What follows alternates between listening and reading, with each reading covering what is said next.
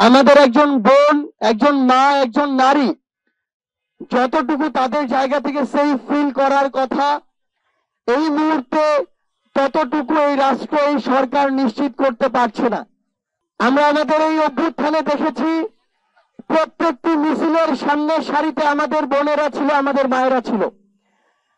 আমরা আমাদের এই অভ্যুত্থানে যখন আমাদের মিছিলের সামনের সারিতে 100 জন বোন দাঁড়িয়ে যেত, সেটা আমাদেরকে কয়েক হাজার ভাইয়ের চেয়ে বেশি মনোবল এবং সাহস দিত।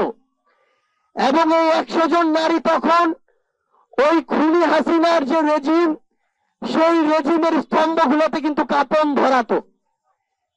কিন্তু এই অভ্যুত্থান পরবর্তী সময় যদি আমরা দেখি, আমরা কয়েকদিন ধরে দেখছি আজকে আমাদের ঢাকা মেডিকেলের আইসিইউতে আমাদের মাগুরার ছোট্ট এক বোন আসিয়া মৃত্যুর সাথে পাঞ্জা লড়ছে।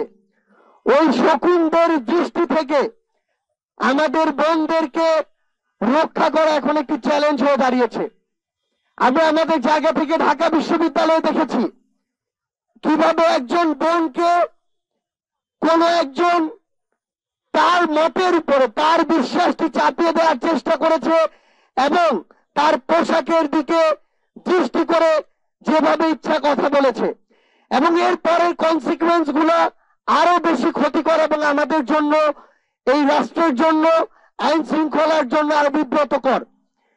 আমরা ঘন্টার পর ঘন্টা এসে থানায় দাঁড়িয়ে থাকি, আমরা আইন শৃঙ্খলা রক্ষাকারী বাহিনীকে যদি বাধ্য করি, আমরা যদি একদিনের মধ্যে জামিন নিতে বাধ্য করি, এই সামগ্রিক প্রক্রিয়াগুলো একটি রাষ্ট্রের সঠিকভাবে চলার জন্য অনেক বড় একটি বাধা হয়ে দাঁড়ায়। আমরা একটি জিনিস স্পষ্ট করে আমাদের পার্টির পক্ষ থেকে বলি, রাষ্ট্র এক জিনিস, ধর্ম আরেক জিনিস। রাষ্ট্রকে সকল ধর্মকে ধারণ করতে হয়, সকল চিন্তাধারার মানুষকে ধারণ করতে হয়।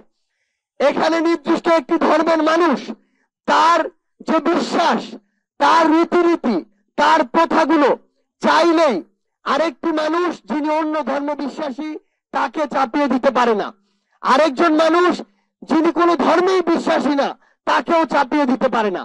সেই জায়গা থেকে আমাদের এটি বুঝতে হবে যে আমি কোন কথাটি কোথায় বলতে পারবো, কোন পরিসরে এই কথাটি আমি চাপিয়ে দিতে পারবো। রাষ্ট্রকে আমাদের ঘর মনে করলে চলবে না, রাষ্ট্রকে আমাদের নির্দিষ্ট একটি গণ্ডি মনে করলে চলবে না। আমরা আমাদের জায়গা থেকে, আমাদের পার্টির পক্ষ থেকে স্পষ্ট করে একটি অবস্থান জানাই, শুধুমাত্র এই সামাজিক জনপরিসরে নয়, বরং আমরা সোশ্যাল মিডিয়ায় দেখছি আমাদের রাজপথে আমাদের বোনেরা যখন সামনের সারিতে দাঁড়িয়ে থেকে লড়াই করেছে, তখন তাদেরকে কেউ ওইভাবে কথা বলতে পারেনি, তখন বরং বিভিন্ন জায়গা থেকে আমরা সমর্থন দেখেছি। কিন্তু সেই বোনেরাই যখন আমাদের রাজনীতির মাঠে আসছে, বিভিন্ন পার্টি যেমন আমাদের পার্টিতে যোগদান করছে, তখন আমাদের এই বোনদেরকে স্পেসিফিক টার্গেট করা হচ্ছে। আমাদের এই বোনদেরকে নিয়ে অনেক মিথ্যা প্রপাগান্ডা ছড়ানো হচ্ছে, অপপ্রচার করা হচ্ছে। সবচেয়ে বড় কথা হচ্ছে আমাদের এই বোনেরা, এই বাংলাদেশের অর্ধেক নারী, কখনো এমন নয় যে যখন প্রয়োজন আমি ব্যবহার করব আর যখন মনে করব তখন তাদেরকে নিয়ে অপপ্রচার চালাবো। আমরা স্পষ্ট করে আমাদের অবস্থান জানাতে চাই, আমরা আমাদের বোনেদের এই অভ্যুত্থানে হাসিনার বিরোধী লড়াই যেমন সামনের সারিতে পেয়েছি, আমরা আমাদের বোনেদেরকে আগামী রাজনীতিতে পলিসি মেকিং এর সামনের সারিতে চাই।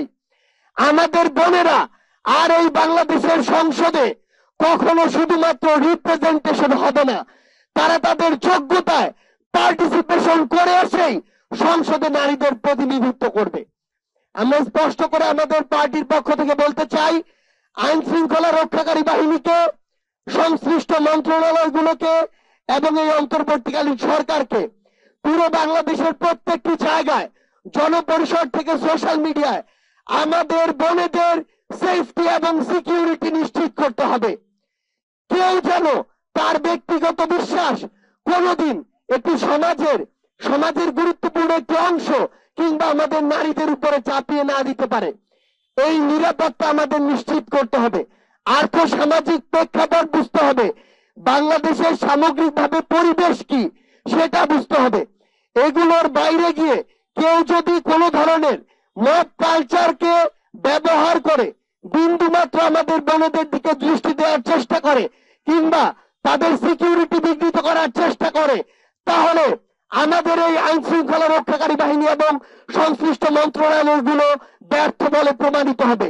এক্ষেত্রে আমরা আজকের পর থেকে তাদের সুস্পষ্ট অবস্থান এবং অ্যাকশন দেখতে চাই, না হলে বাংলাদেশের জনগণ তাদের জায়গা থেকে এই যে সংশ্লিষ্ট মন্ত্রণালয়গুলোকে ব্যর্থ মনে করবে, কিন্তু আমরা এগুলোকে ব্যর্থ হিসেবে দেখতে চাই না। আজকের পর থেকে শুধু কথা নয়, আমরা কাজ দেখতে চাই এবং আমাদের নারীদের, বোনদের, মায়েদেরকে আমরা যেন এই সমাজে, এই রাষ্ট্রে তারা যতটুকু ডিজার্ভ করে এবং যতটুকু হওয়া উচিত ততটুকু জায়গা আমরা করে দিতে পারি, ততটুকু সেফটি এবং সিকিউরিটি আমরা সবাই ঐক্যবদ্ধভাবে নিশ্চিত করতে পারি। এটাই হোক আজকের নারী দিবসের আমাদের প্রতিজ্ঞা।